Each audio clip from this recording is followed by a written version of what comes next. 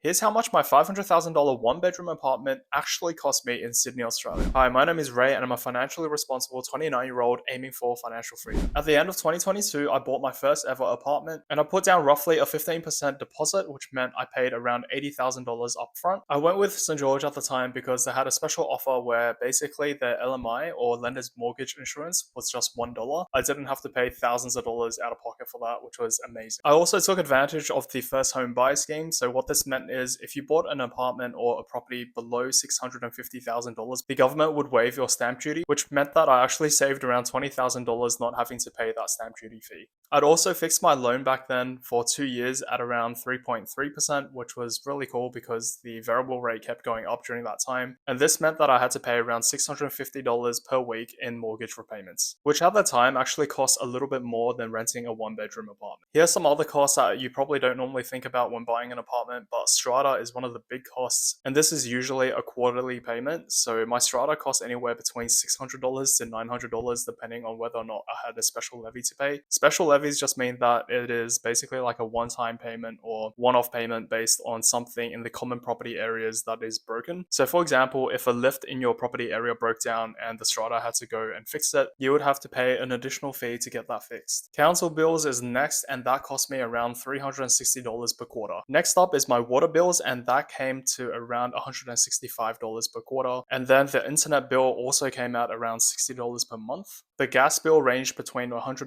to $125 per quarter, and the electricity bill ranged from $80 to $100 per quarter. I also paid $440 for landlord insurance, and this came crucial later on because after I rented my apartment out, it got absolutely destroyed, and I was so thankful that I had landlord insurance. I hope this video has helped you understand what it truly costs to own an apartment in Sydney, Australia. Please consider subscribing as it does help me out a lot. I basically make content around savings, investing, budgeting, and more to help you build towards financial freedom.